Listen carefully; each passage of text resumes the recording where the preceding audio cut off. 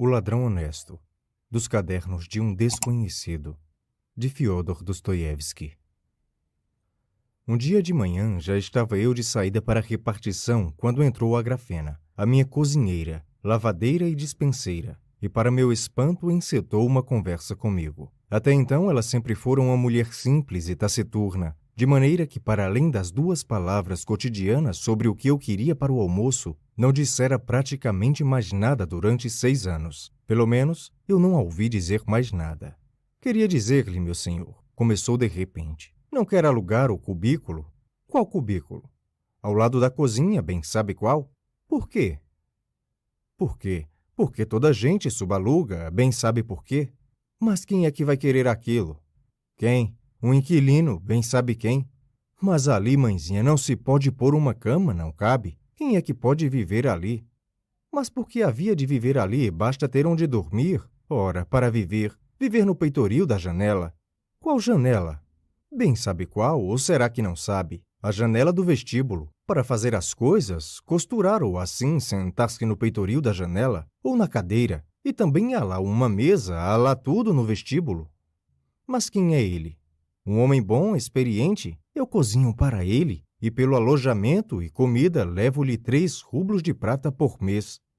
Depois de muitos esforços, fiquei finalmente a saber que um qualquer homem de idade arranjara maneira de convencer a Grafena a deixá-lo viver na cozinha, como um inquilino ou comensal. Pois bem, o que passasse pela cabeça de Agrafena tinha de ser feito. De outro modo, ela não me deixaria em paz. Nos casos em que alguma coisa não era do seu agrado, a Grafena tornava-se pensativa. Caía numa profunda melancolia e era capaz de se deixar manter neste estado 2 ou 3 semanas. Durante estes períodos, a comida era mal cozinhada. Havia roupa perdida, o chão não era lavado.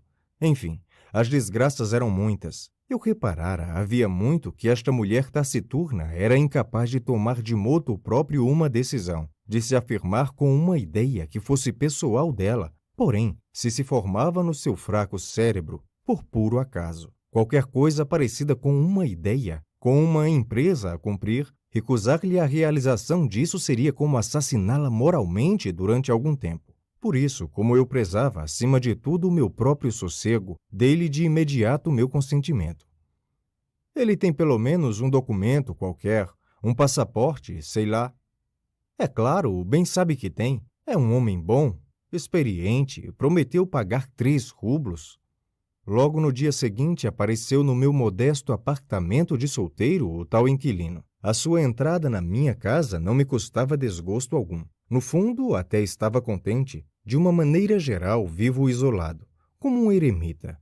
Quase não tenho conhecidos. Raramente saio. Depois de 10 anos desta vida, habituei-me à solidão, é claro. Além disso, mais 10 anos ou até 15 a viver assim, na mesma solidão, com a mesma agrafena, na mesma casa de solteiro, era sem dúvida uma perspectiva bastante cinzenta. Assim, um homem sossegado ao nosso lado nesta situação é uma dádiva dos céus. A Grafena não mentira. O meu inquilino era um homem com grande experiência da vida. De acordo com seu passaporte, era um soldado na reserva, o que percebi à primeira vista. Pela cara, sem precisar olhar para o passaporte dele. Era fácil adivinhar que Astaf Ivanovitch, meu inquilino, era um soldado, e dos bons. Vivia-se bem com ele, mas o melhor de tudo era que Astaf Ivanovitch sabia falar. Contava belas histórias sobre a sua vida. Na minha existência, sempre enfadonha, um narrador destes era um achado. Uma das histórias que me contou uma ocasião impressionou-me sobremaneira. A causa de ele ter contado essa história foi o incidente que passo a relatar. Eu estava sozinho em casa. A Grafena e Astaf Ivanovitch tinham saído, para tratarem cada qual da sua vida. De repente, estando eu na segunda sala, ouvi que alguém entrava. Provavelmente um estranho. Fui ver. De fato, estava um desconhecido no vestíbulo, um indivíduo de pequena estatura, apenas de sobrecasaca, apesar de o tempo outonal ir frio. — O que queres? — O funcionário Alexandrov mora aqui? — Não há aqui ninguém com esse nome. Adeus. — Mas o porteiro disse-me que era aqui, disse-me o visitante, retirando-se cuidadosamente para a porta. — Fora daqui, amigo, desaparece! No dia seguinte, depois do almoço, quando Astaf Ivanovitch experimentava em mim a sobrecasaca que estava a remodelar, entrou de novo alguém no vestíbulo. Entreabri a porta.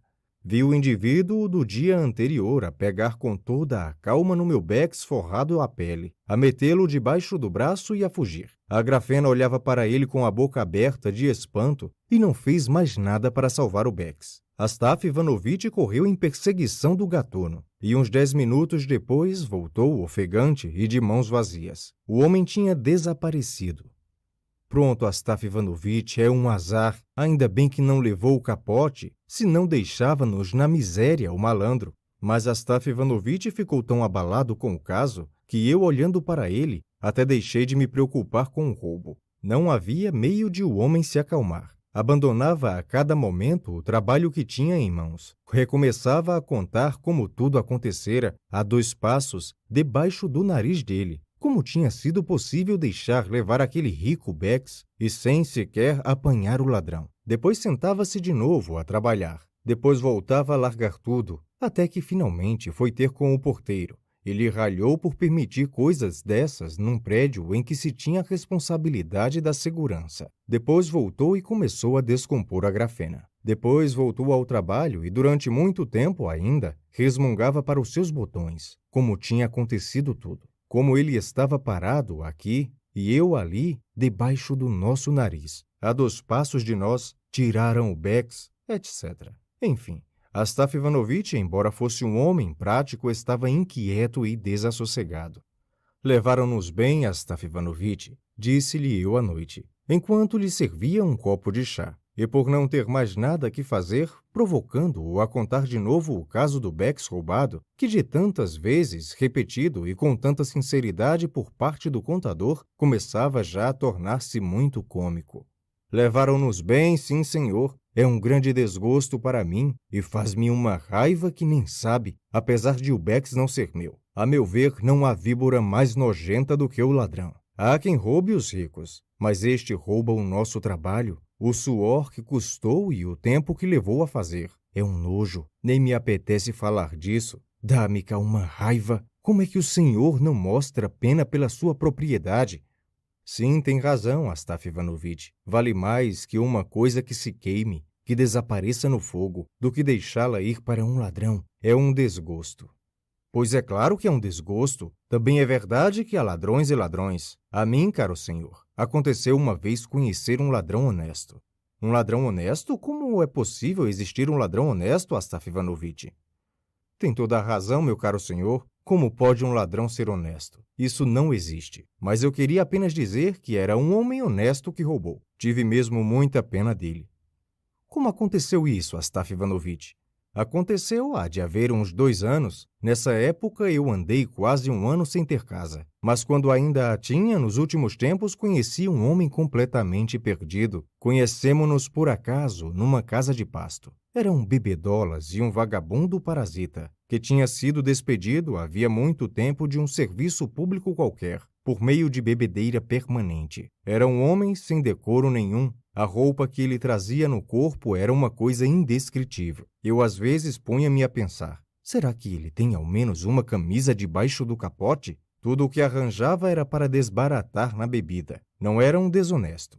Tinha um feitio calmo, benévolo, era carinhoso e não pedia esmola. Tinha vergonha. Então, quando eu via que ele, coitado, precisava de um copo, eu oferecia-lhe. Foi assim mesmo que o conheci. Ou seja, que ele se afeiçoou a mim, porque para mim era indiferente. Xiça, que homem! Afeiçoou-se a mim como um cãozinho, o molengão. Depois de me ter encontrado pela primeira vez, para onde eu ia, ele ia também. Primeiro pediu licença para dormir uma noite, e eu, pronto, deixei-o pernoitar lá em casa. Até porque vi que o passaporte dele estava em ordem, que não era má pessoa. Ao outro dia voltou a pedir-me que deixasse dormir lá em casa. No 3º dia ficou todo o dia sentado no peitoril da janela, e à noite voltou a ficar para dormir. Irra, pensei, era só o que me faltava. Dou-lhe de comer e de beber, e ainda por cima fica a dormir cá em casa. Também sou pobre, mas ainda tenho de carregar com um comensal. Antes de mim, ele metia-se em casa de um funcionário. Aferrara-se a ele, Bebiam juntos, mas o tal funcionário alcoolizou-se e depois morreu por causa de uma desgraça qualquer. Ora, o homem chamava-se Emélia, Emelian Ilite. Eu pensei, e não sabia o que fazer com ele. Tinha vergonha de o pôr na rua e também tinha pena dele. O homem era um perdido e era tão miserável. Meu Deus! E estava para ali tão calado e tão submisso, sempre ali sentado, sem pedir nada, a olhar-me nos olhos como um cãozinho. Ou seja, até que ponto a bebida dá cabo de uma pessoa? Então pus-me a pensar como era que havia de lhe dizer: vai-te embora, Emelianútica. Não tens nada que ficar aqui comigo. Escolheste a pessoa errada. Eu próprio, daqui a pouco, não terei nada para comer. Como é que posso manter-te com uma comida que mal dá para mim? E pensei também, o que é que ele fará se eu lhe disser? E imaginei-o na minha cabeça a olhar muito tempo para mim, depois de eu lhe ter dito aquilo, e depois a ficar ali sentado muito tempo sem perceber nada. E depois, quando percebesse, a levantar-se, a pegar a trouxa de pano vermelho de xadrez, toda rota. Parece que estou a ver a trouxa dele agora, em que guardava, sabe Deus o quê, mas que levava para todo lado. E depois a ajeitar o capote para ficar mais decente e o agasalhar melhor do frio, e também para que os buracos da roupa dele não ficassem à vista, porque, ao fim e ao cabo, ele era um homem delicado. Imaginei-o depois a abrir a porta e a sair para as escadas com as lágrimas nos olhos. Pois é, não se pode deixar ao abandono uma pessoa assim tão perdida. E pronto, tive pena dele. Mas depois pensei, e eu, em que situação fico? Espera lá, Emelianútica, que não terás muito tempo de festa aqui em minha casa. Eu próprio vou sair daqui e já não me encontras. E assim foi, meu caro senhor. Saímos de casa. O meu amo, Alexandre Filimovitch, agora já falecido, que descanse em paz, disse-me: estou muito satisfeito contigo, Astaf. Quando voltarmos todos da aldeia, não nos vamos esquecer de ti. Damos-te outra vez trabalho cá em casa. É que eu era mordomo da casa deles. E era um homem bom, meu patrão. Mas morreu nesse mesmo ano. Então, depois de nos despedirmos dele, peguei na minha tralha. Peguei também algum dinheiro que tinha de lado e pensei, agora vou descansar. E fui para a casa de uma velhota, aluguei lá um cantinho. E era tudo quanto ela tinha para alugar. Um canto de quarto livre.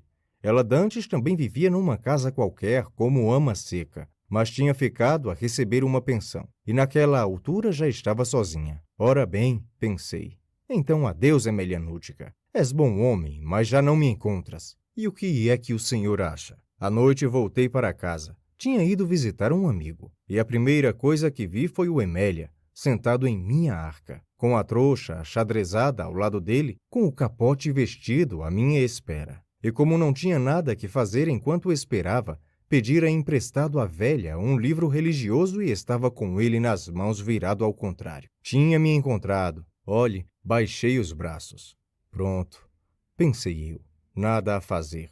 Por que não corri com ele logo no princípio? E perguntei-lhe de caras: Emélia, trouxeste o passaporte? Então, meu caro senhor, sentei-me e pus-me a refletir.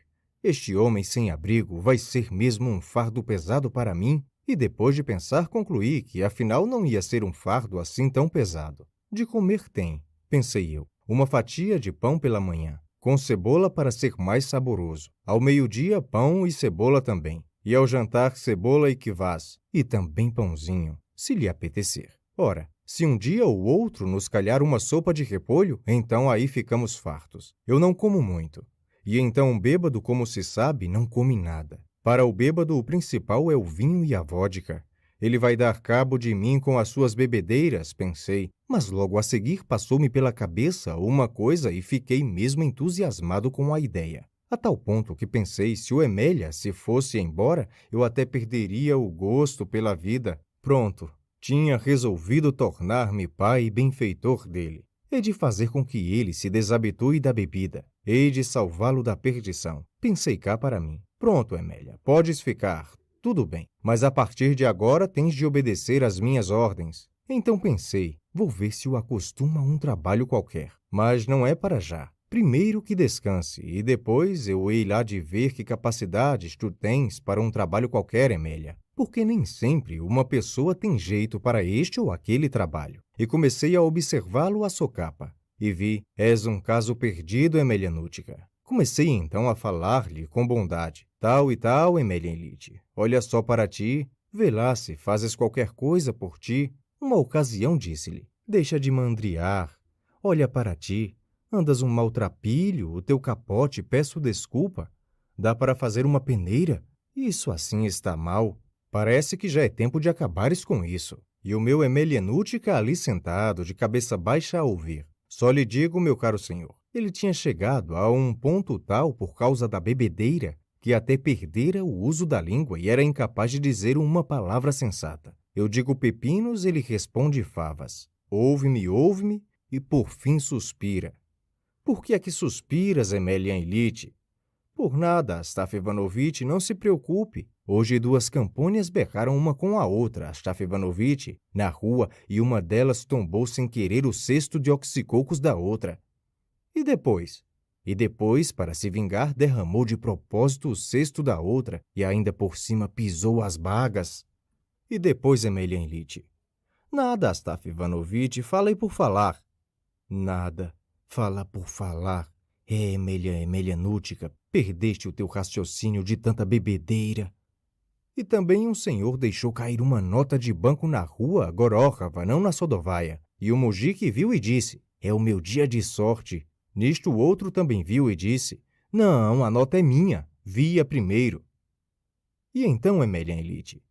E começaram ali mesmo a bulhar. Chegou a polícia, apanhou a nota e entregou-a ao senhor que tinha deixado cair, e ainda ameaçou os mujiques de os levar para a esquadra. E então, o que é que isso tem? O que é que há de didático nisso, Emelien-Útica? Eu não digo nada, Astaf Ivanovitch. O povo fartava-se de rir, Astaf Ivanovitch. Emelien-Útica, o que interessa o povo? Vendeste a tua alminha por uma moeda de cobre? Sabes o que te vou dizer, Emelien-Lite? O que é, Astaf Ivanovitch? Arranja um trabalho, palavra de honra. É a 100ª vez que te digo isto. Trabalha, tem pena de ti próprio. O que é que eu posso arranjar, Astaf Ivanovitch? Já não sei se posso fazer alguma coisa e também ninguém vai me dar trabalho. Foi por isso mesmo que te expulsaram do serviço, Emélia, seu grande bêbado. E hoje também chamaram o copeiro, Vlas, ao escritório da polícia, Astaf Ivanovitch. E por que foi que o chamaram lá, Emelien-Útica? Não sei por que é que foi, Astaf Ivanovitch, só sei que foi preciso e que, portanto, o mandaram comparecer lá. Pensei cá comigo, estamos ambos perdidos, Emelien-Útica. É o castigo de Deus pelos nossos pecados. O que é que se pode fazer com um homem assim, meu caro senhor? Só que o homem era manhoso e bem manhoso. Ouvia, mas depois, pelos vistos, fartava-se de me ouvir. E mal se dava conta de que eu estava zangado. Pegava no capote e fugia o malandro. Desaparecia-me da vista. Depois andava o dia todo a vadiar e voltava à noite bêbado. Quem lhe oferecia de beber, onde arranjava ele dinheiro para a bebida, isso só Deus sabia. Mas a culpa de certeza que não era minha. Não, Emelien-Lite, digo-te eu, tu assim ainda acabas mal. Deixa de beber, ouviste? Deixa de beber. Para a próxima, se voltares bêbado, vais dormir nas escadas. Não te deixo entrar. Ouvindo esta ameaça, o meu Emélia ficou em casa um dia, outro dia, mas no terceiro fugiu. Eu esperei que ele chegasse, mas nunca mais voltava. Até fiquei preocupado, confesso, e também com pena dele. O que eu fui fazer, pensei, meti-lhe medo. Para onde é que ele foi agora, o desgraçado? Ainda lhe vai acontecer qualquer coisa ruim? Deus do céu, há tantas caiu para aí num canto, à noite e já não volta. De manhã saí para o átrio e o que é que vejo? O Emelien a dormir ali, com o degrau da escada a servir de almofada. Estava ali a dormir, mas hirto e gelado. O que é isso, Emélia? Pelo amor de Deus, homem, o que estás a fazer aí? É que o Astaf Ivanovitch estava zangado comigo e disse que me punha a dormir na escada do átrio. Por isso, pronto, não tive coragem para entrar, Astaf Ivanovitch, e deitei-me aqui. Tive pena dele e ao mesmo tempo raiva. Podias arranjar outro trabalho qualquer, Emelien-Lite, em vez de guardador de escadas. Mas que outro trabalho, Astaf Ivanovitch? Tu, alma perdida, eu estava mesmo raivoso. Podia ao menos aprender o ofício de alfaiate. Olha só para o teu capote. Não só está todo esburacado, como ainda andas a varrer as escadas com ele. Pegavas na agulha e remendavas os buracos, como manda a honra. É, seu bêbado. E o que é que acha então que aconteceu, meu caro senhor? Pegou na agulha. Eu, aliás, tinha lhe dito aquilo por gozo, mas ele assustou-se tanto que pegou na agulha. E eu a olhar para ele. Bom, já se sabe. Tinha os olhos a lacrimejarem, muito vermelhos, as mãos a tremer. Não ia a lado nenhum. Ele bem tentava, bem se esforçava, mas não era capaz de enfiar a linha. O que ele fazia? Piscava os olhos, molhava a ponta da linha, torcia, nada. Às tantas largou a agulha e pôs-se a olhar para mim. Oh, Emélia, que lindo serviço! Se fosse na presença das pessoas, arrancava-te a cabeça. Mas se eu estava irritado quando te disse aquilo, seu simplório, se tu disse por gozo, deixa lá isso, que Deus te perdoe. Deixa-te ficar assim, de braços cruzados, e não voltes mais a fazer isso, que é uma vergonha. Tu não me voltes a dormir nas escadas, não me cubras de vergonha. Mas o que é que eu hei de fazer, Astaf Ivanovitch? Eu próprio bem sei que estou sempre bêbado e não presto para nada. Só o irrito, meu benfeitor. Só o irrito sem necessidade. Os lábios azulados do homem começaram então a tremer. Correu-lhe uma lágrima pela cara abaixo. Tinha uma cara muito branca. A lágrima tremelicou-lhe no queixo, com a barba por fazer. E de repente desatou-me a chorar. Aquilo eram lágrimas às bagas. Deus Nosso Senhor! Era como se uma faca me rasgasse o coração. Credo, que homem sensível! Eu nem sequer o imaginava. Quem podia saber? Quem podia adivinhar semelhante coisa? Não pensei não, Emélia. Vou desistir. Vou deixar-te à toa, perdido como um farrapinho. Pois bem, meu caro senhor, nem vale a pena adiantar mais. Aliás, a história é muito simples, é mísera. Não vale tantas palavras. Isto é, o senhor, digamos, não daria 2 patacos por ela. Mas eu sim, eu daria muito se eu tivesse, só para não acontecer o que aconteceu. Eu tinha umas calças. Raios partam as calças. Umas calças boas, lindas, azuis aos quadrados, que eu tinha feito por encomenda de um senhor da aldeia, que vinha cá e depois não as quis. Ficam-me muito apertadas, disse ele. E eu então fiquei com elas. Pensava eu, isto é coisa de valor. Na feira da ladra são capazes de me dar 5 rublos por elas. Ou então consigo fazer com elas 2 pares para os senhoritos de Petersburgo. E ainda sobra um retalho para um colete para mim. Um homem pobre como nós aproveita tudo. Ora, o Emelianútica, naquela altura, estava a passar um mau bocado. Andava triste. E reparei numa coisa. Passava um dia sem beber, passava outro, passava mais um dia. E começou a ficar muito fraco. Até metia pena, muito quieto, angustiado. Pensei então, ou não tens dinheiro ou entraste por ti próprio no caminho da verdade. Disseste basta. Destes ouvidos à razão. E foi então, meu caro senhor, por alturas de uma grande festa que tudo aconteceu. Eu fui à igreja, ao ofício noturno. Voltei e estava o meu Emélia sentado no peitoril, a baluiçar bêbado. Irra, pensei. Ora, veja-se lá como tu és, meu rapaz. Como precisava de qualquer coisa da arca, fui lá procurá-la. Mal a abri, dei logo pela falta das calças. Procurei num sítio, procurei noutro. As calças tinham mesmo desaparecido. Depois de ter remexido tudo e não as ter encontrado, até parece que me arranhou qualquer coisa no coração. Fui logo ter com a velha. Erro meu, pois a primeira coisa que me ocorreu foi que tinha sido ela. Nem me passando pela cabeça que fosse o Emélia. Embora houvesse uma prova, estava bêbado. Não, disse a velha.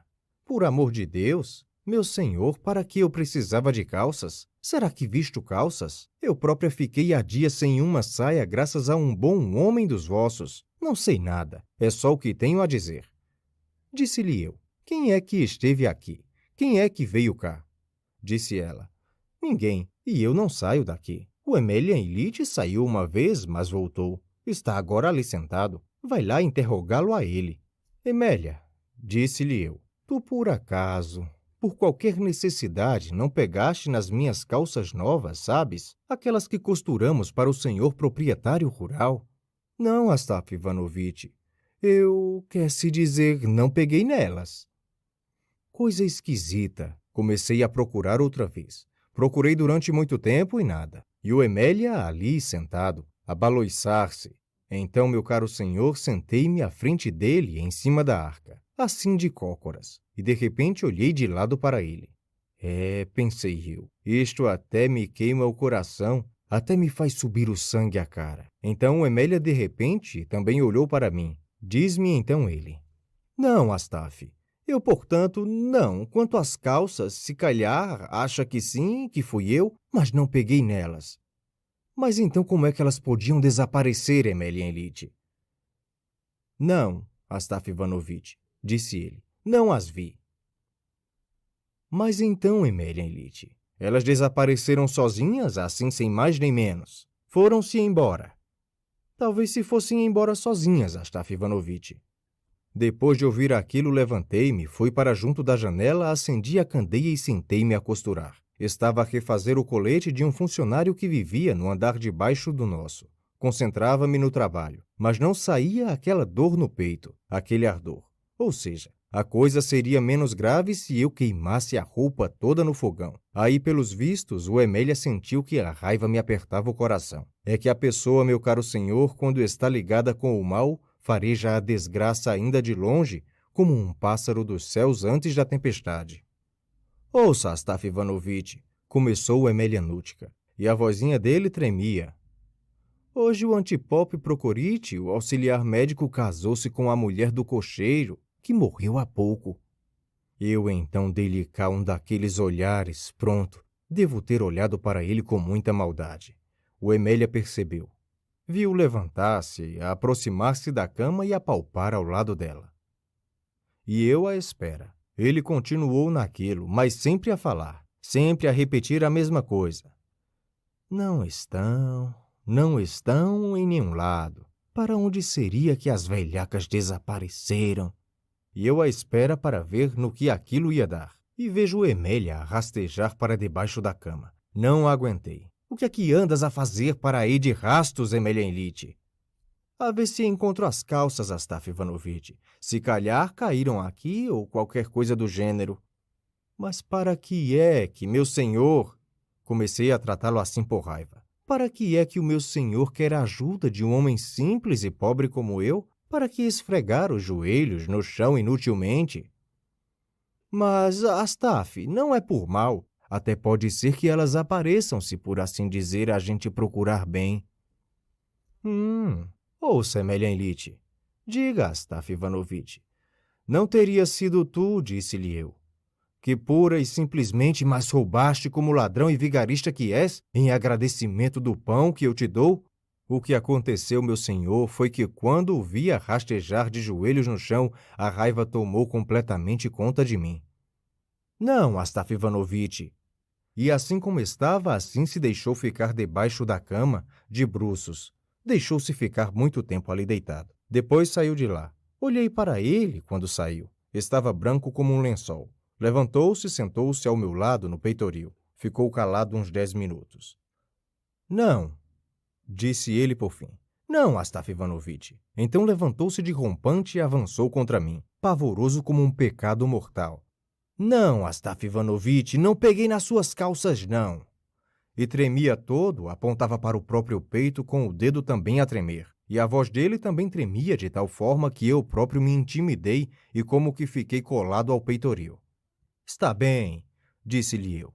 Está bem, Emélia Elite. Como queira. Peço desculpas se, estúpido como sou, o acusei injustamente. As calças não importam. Que se amolem as calças. Não morreremos por falta dessas calças. Graças a Deus temos mãos para trabalhar, não precisamos de roubar, nem de pedir esmola a um estranho e pobre. Ganharemos o nosso pão. Ele olhava para mim, ali parado à minha frente, a ouvir-me. Depois sentou-se e deixou-se ficar assim sentado, sem se mexer, até a noite. Já eu me tinha deitado e ele ainda estava lá, espetado no mesmo sítio, sem se mexer. Só de manhã é que vi que ele se tinha deitado no chão, todo enroscado e embrulhado no capote, para se humilhar, não quis deitar-se na cama. O que sucedeu, meu caro senhor, foi que, desde então, ganhei-lhe aversão, tanta aversão que nos primeiros dias lhe tinha até ódio. Era como se o meu próprio filho me roubasse. Vá lá, digamos, eu sentia-me profundamente ofendido. Ah, Emélia, Emélia, pensava eu. Pois o Emélia, meu caro senhor, não parou de beber 2 semanas de enfiada. Mergulhou a cabeça na bebedeira, perdeu-se na bebedeira. Saía de manhã e voltava à noite, já tarde, e durante 2 semanas não ouvi daquela boca nenhuma palavra. O que me parecia era que a amargura o atormentava, e ele próprio se queria destruir, dar cabo dele. Por fim acabou com aquilo. Deve ter gastado tudo e voltou a sentar-se no peitoril. Lembro-me de que ele esteve lá sentado 3 dias seguidos, sem falar. Um dia vejo que ele está a chorar. Pronto, está ali sentado a chorar. E de que maneira? Como um chafariz. Como se ele próprio não desse conta da maneira como as lágrimas se vertiam dele. É muito penoso, meu caro senhor, ver um adulto, ainda por cima um velho, como Emélia, a chorar de tristeza e desgraça. O que tens, Emélia? Perguntei-lhe. Ele desatou a tremer. Tremia porque era a primeira vez que eu lhe dirigia a palavra desde aquele dia. Nada, Astaf Ivanovitch. Por amor de Deus, Emélia, manda aquilo tudo para o diabo. Por que é que te pões assim, feito um mocho? Tive muita pena dele. Por nada, Astaf Ivanovitch. Quero arranjar um trabalho, Astaf Ivanovitch. Qual trabalho, Emélia Enlite? Não sei, um qualquer. Talvez possa entrar para o serviço, como dantes. Já fui pedir a Fedosey Ivanitch. Não é correto que eu tenha ofendido Astaf Ivanovitch. Eu, Astaf Ivanovitch, quando arranjar emprego, pago-lhe tudo. Recompenso a sua hospitalidade. Deixa lá, Emélia, deixa lá isso. Isso já passou, esse pecado já lá se vai. Que se amole. Vamos fazer uma vida como antes. Não, Astaf Ivanovitch, o senhor talvez ainda pense, mas olhe que eu não mexi nas calças. Pronto, como queiras, pelo amor de Deus, Emelianútica. Não, Astaf Ivanovitch, acho que já não posso viver consigo. Desculpe, Astaf Ivanovitch. Deixa lá isso, quem é que te está a ofender, Emélia Enlite? Quem é que te põe no olho da rua? Eu é que não. Não, para mim é indecoroso viver assim em sua casa, Astaf Ivanovitch. É melhor eu ir embora. Pronto, o homem estava ressentido. Não parava de repetir sempre a mesma coisa. Olhei para ele, efetivamente levantou-se e deitou o capote pelos ombros. Para onde pensas que vais, Emélia Enlite? Tem juízo? O que é que ias fazer? Para onde é que ias? Não, adeus, Astaf Ivanovitch. Não me retenha. E voltou a choramingar. Vou-me embora, é melhor. O senhor agora já não é como antes. Não sou como antes por quê? Sou o mesmo. Só que tu, Emélia Enlite, vais ficar perdido como uma criança sem juízo. Não, Astaf Ivanovitch. O senhor agora, quando sai de casa, fecha a arca à chave. Eu bem vejo. Astaf Ivanovitch, e farto-me de chorar. Não é melhor deixar-me ir, Astaf Ivanovitch, e perdoe-me se o ofendi em alguma coisa no nosso convívio. E o que é que acha então que sucedeu, meu caro senhor? Foi-se embora mesmo. Esperei um dia por ele. Pensava que ele, à noite, ia voltar. Mas não. No outro dia também não voltou. No terceiro dia também não. Assustei-me. Andava aflito, não comia, não bebia, não dormia. Aquele homem tinha me desarmado por completo. Ao quarto dia procurei-o em todas as tabernas. Espreitava, perguntava por ele. Nada. O Emelianútica tinha desaparecido. Será que deste cabo da tua vida desgraçada e agora, como um tronco podre, estás deitado numa berma qualquer? Pensava eu. Voltei para casa mais morto do que vivo. Resolvi ir à procura dele também no dia seguinte. E amaldiçoava-me. Como era possível que eu deixasse aquele homem estúpido entregue ao seu próprio destino? Mas no quinto dia, o tal dia santo de festa, ao amanhecer, a minha porta rangeu. E o que foi que eu vi? O Emélia, com a pele azulada, com o cabelo todo cheio de lama, como se tivesse dormido ao relento, magro como uma estilha.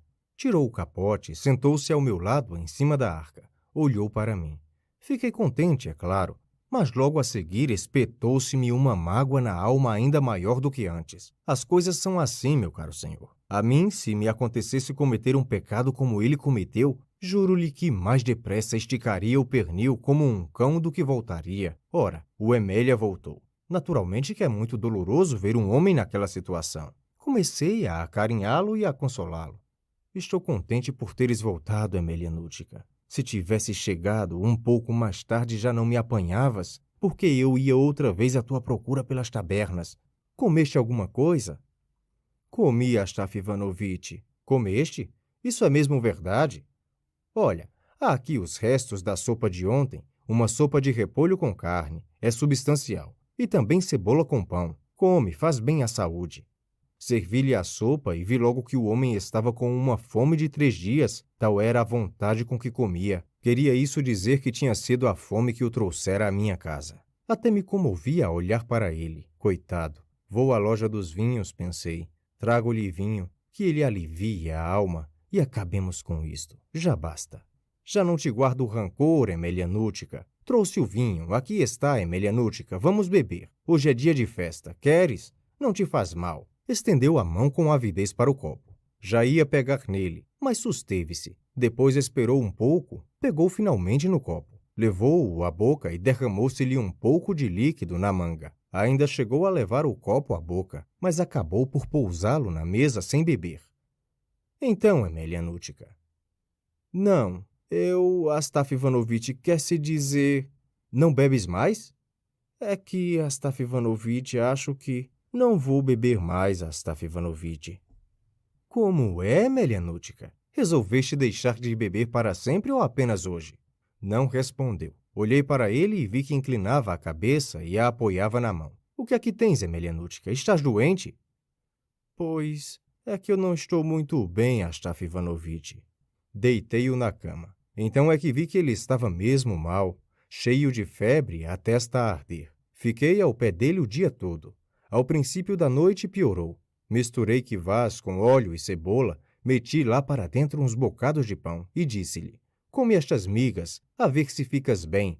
Abanou a cabeça e disse: não, Astaf Ivanovitch, hoje não almoço. Incomodei a velha. Preparei-lhe um chá, porque não há nada melhor que o chá. Pensei cá para mim. Pois é, o homem está mal. No 3º dia de manhã fui buscar um médico que vivia perto de mim. Um conhecido meu já desde os tempos em que eu estava em casa dos senhores Bossomiagin. O Kostopravov uma vez tratou de mim. Chegou o médico, examinou. Ele está mal, disse-me. Nem valia a pena chamar-me. De resto, podemos dar-lhes uns pós. Pois bem, não lhe dei pós nenhuns. Acho que o médico não estava a falar sério. Emelian Ilitch chegou ao 5º dia de doença. Eu sentado no peitoril com o trabalho nas mãos. Ele ali deitado a agonizar aos meus olhos. A velha acendia o fogão. Estávamos todos calados. E o meu coração, caro senhor, parecia que se rasgava, como se estivesse a assistir à morte de um filho querido. Eu sabia que o homem estava a olhar para mim. Ainda de manhã tinha visto que o homem sofria para me dizer qualquer coisa, mas não arranjando coragem para dizer. Por fim olhei para ele.